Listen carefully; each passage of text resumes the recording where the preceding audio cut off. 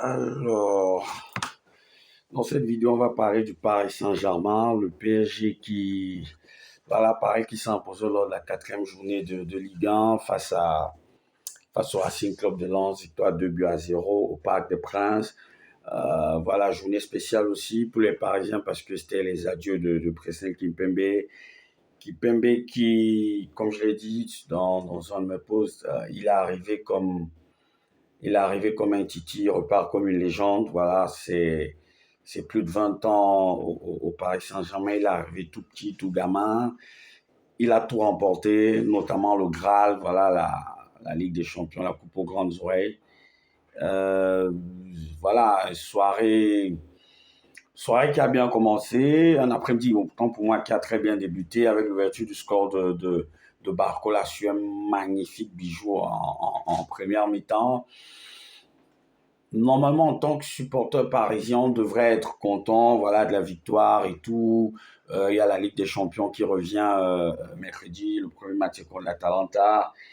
Mais le fait majeur, on devrait aussi être content pour la magnifique sortie qu'on a organisée pour présenter Kimpembe, autant pour moi. Mais il y a un bémol. Le bémol, c'est que Paris, il y a une véritable hécatombe du côté du Paris Saint-Germain. Cette semaine, cette fenêtre FIFA a fait beaucoup de mal au PSG. Honnêtement, beaucoup de mal. Déjà, vendredi surpassé, vendredi la semaine dernière, autant pour moi, il y a Luis Enrique qui se blesse pendant qu'il fait son vélo. Tu perds Désiré Doué sur un coup au mollet. Ensuite, Ousmane Dembélé, bon, pour Doué Dembélé, on en a parlé, on a fait beaucoup de bruit autour de ça pendant pratiquement 2 semaines. Hier encore, tu avais le retour de Kvaratskhelia qui se blesse, qui prend un gros coup. On a vu les traces des crampons sur ses mollets avec le sang et tout. Il est obligé de sortir. Tu as Kang Engli qui se fait mal aussi, qui sort. Tu as Beraldo, la cheville, qui sort aussi. Ça commence à faire beaucoup. Honnêtement, ça commence à faire beaucoup. Déjà que sans Doué Dembélé, on se posait des questions. Est-ce que Paris devait être moins fort ou bien du moins plus fragile?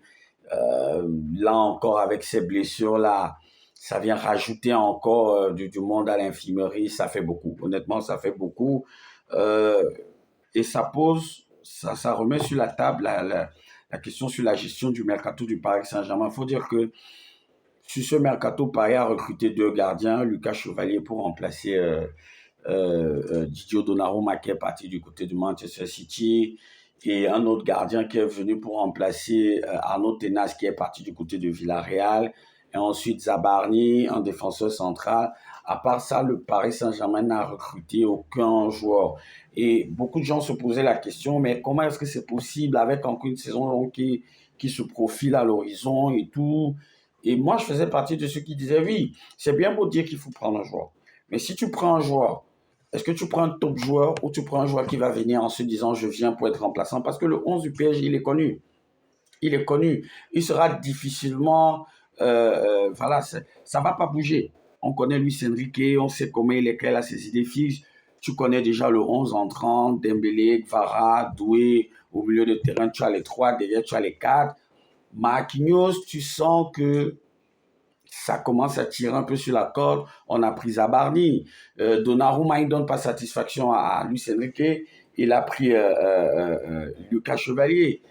Mais pour le reste, est-ce que tu vas claquer 80 millions d'euros sur un joueur pour qu'il vienne être sur le banc quand tu regardes ton 11 entrant, ou dans quel secteur est-ce que tu peux te dire, OK, lui, je le mets de côté et j'investis 60, 70, 80 millions sur un top joueur? C'est pas évident. Et on a vu les prix des transferts sur le marché cette saison. Voilà, c'est la folie complètement. Tu regardes Zabarni, on le prend à plus de 60 millions d'euros. C'est déjà un gros investissement parce qu'on se dit, OK, tu as Kimpembe qui va partir, donc quantitativement, il faut un autre défenseur. Tu as Beraldo qui ne donne pas toujours satisfaction. Quand il joue, tu as Lucas Hernandez qui bouge latéral gauche, latéral gauche et milieu et défenseur central gauche. Lui, c'est bien beau, mais lui, il est plus là pour être la doublure de Nuno Mendes, donc il te fallait absolument un défenseur qui est bien parti pour être titulaire. Là, tu peux claquer les sous. Mais ailleurs, qu'est-ce que tu fais? D'autant plus qu'il y avait d'autres joueurs quoi, qui étaient de retour de prêt. Skriniar, Asensio,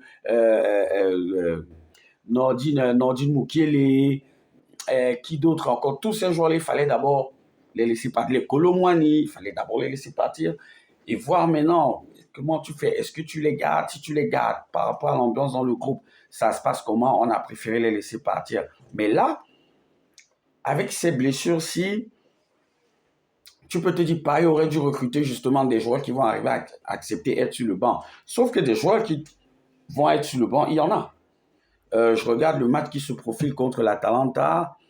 Tu auras Hakimi, Pacho, Marquinhos, Mendes, Chevalier dans les buts, Ruiz, Vitinha, Neves, Barcola, Varachkila, parce que je pense qu'il va jouer. Sans coup, je pense qu'il va jouer. Et devant, tu auras Gonzalo Ramos. C'est ça l'équipe du PSG. C'est l'équipe. Avant le retour de Dembélé à la Coupe du Monde des clubs, c'est cette équipe-là qui a joué. C'est cette équipe-là qui bat l'Atlético Madrid 4-0. C'est cette équipe-là qui bat l'Inter Miami 4-0. C'est cette équipe-là qui perd contre Botafogo. C'est cette équipe-là qui débute contre le Bayern. Oui, c'est cette équipe-là qui commence contre le Bayern de Munich. Après, je suis désolé, mais il y a quand même l'équipe.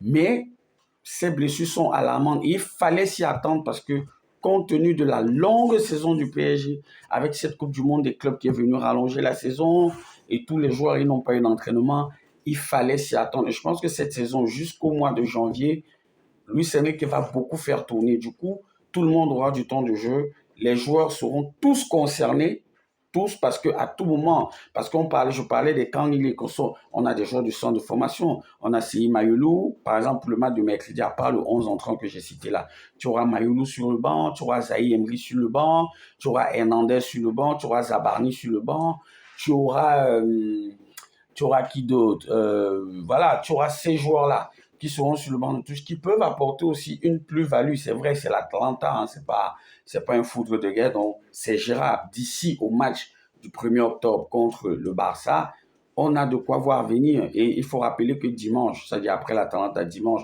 le Paris Saint-Germain va jouer l'Olympique de Marseille.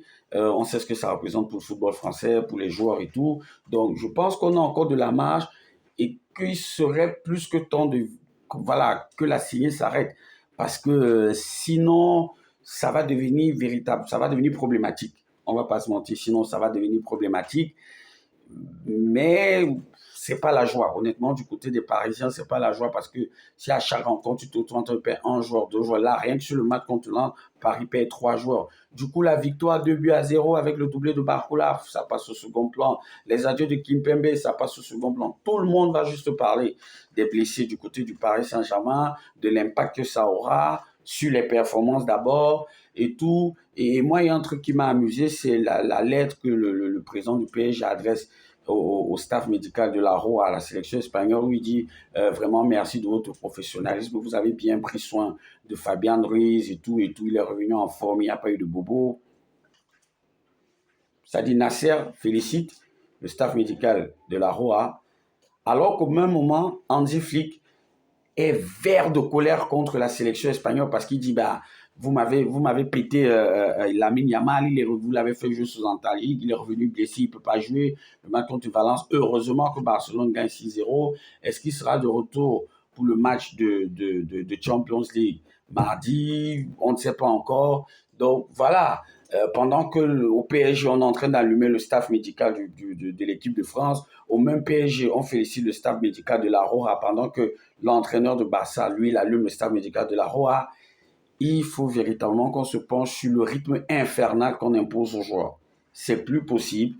C'est vrai pour notre plaisir à nous de regarder les matchs et tout, mais s'il faut regarder 200 matchs pour qu'à un moment donné la qualité soit amoindrie parce que les joueurs n'ont pas de temps de récupération, je préfère regarder 100. Je préfère regarder 100 où ils sont en pleine possession de leurs moyens, ils donnent un vrai spectacle avec un bon rendu sur le terrain que de voir ce qu'on voit là. Parce qu'à un moment donné, à chaque fois qu'on regarde la télé, on a un joueur qui se pète, on a un joueur qui se blesse, parce qu'il joue beaucoup. Après, vous allez me dire, il gagne beaucoup d'argent. C'est vrai que ce n'est pas le sujet de cette vidéo, mais il gagne beaucoup d'argent, oui, mais à un moment donné, ils ne vont pas crever sur le terrain parce qu'ils gagnent beaucoup d'argent.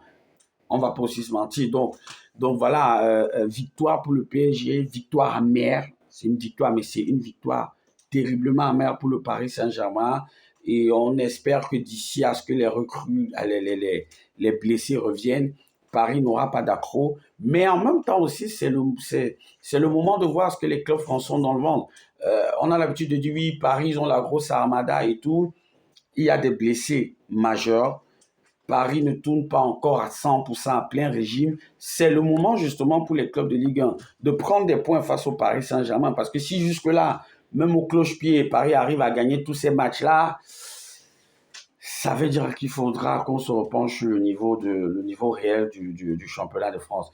Allez, voilà ce que j'avais à dire dessus, sur la victoire du PSG, sur l'incidence des blessures et tout. Dites-moi aussi ce que vous pensez par rapport à ce sujet-là. Dans la stricte politesse, voilà, vous connaissez le deal, je vous respecte, vous me respectez, on se respecte et on échange cordialement. Allez, ciao.